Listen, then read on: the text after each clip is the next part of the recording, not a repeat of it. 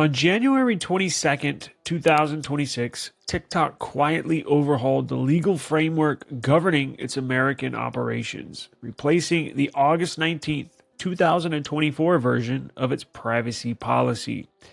To the casual user, the app remains unchanged.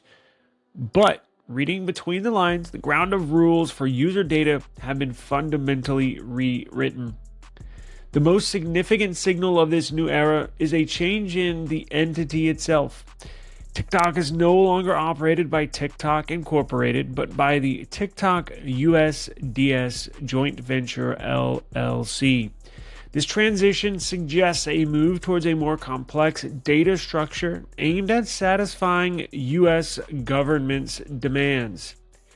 If you are wondering what this all means and how it affects you, the user, I examined both the old and new privacy policies and terms of services.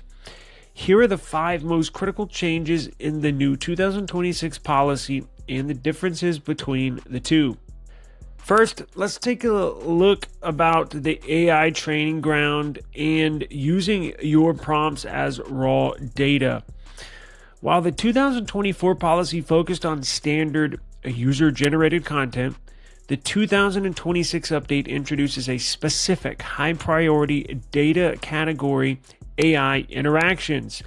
TikTok now explicitly treats your questions, uploaded files, and prompts submitted to its AI interfaces as core data collection points. Unlike the previous version, which lacked a dedicated category for AI-specific inputs, the new policy makes it clear that your creative brainstorming or private queries are being harvested to fuel the company's proprietary models. Under the How We Use Your Information section, TikTok specifies how it scans this data by stating to review, support, improve, and develop the services, and train, test, and improve technology such as machine learning models and algorithms by scanning, analyzing, and reviewing user content, messages, AI interactions, and associated metadata. Then there is the location data reversal from total denial to total tracking. In one of the most jarring reversals in the new privacy policy, TikTok has pivoted on its stance regarding GPS data. In the old 2024 privacy policy, it contained a definitive restriction by saying current versions of the app do not collect precise or approximate GPS information from US users. The 2026 policy eliminates this restriction entirely. It now states that if you enable location services, the company collects approximate or precise location information from your device. This isn't just a minor technical update, it's a total policy U-turn that integrates high accuracy tracking into standard user experience, effectively ending the era where TikTok distanced itself from GPS-based monitoring of its American users. Now, this next one is an important one as they expand the dragnet from self-described platform to a full-fledged service. TikTok has widened its net by fundamentally redefining the scope of its policy. In 2024, the old rules applied to what it refers to itself as a quote-unquote platform, limited generally to the TikTok app and website only. In 2026, the new policy refers to itself as services, a term that now explicitly includes the TikTok ad network. They're basically stating we are not a platform now, we are a service that harvests your personal data. This change facilitates a much broader data collection ecosystem. By pulling the TikTok ad network into the primary policy, the new TikTok USDS joint venture signals that its data harvesting is no longer confined to the time you spend inside the TikTok app. It now covers your complete activity across the entire internet, including third-party sites and applications.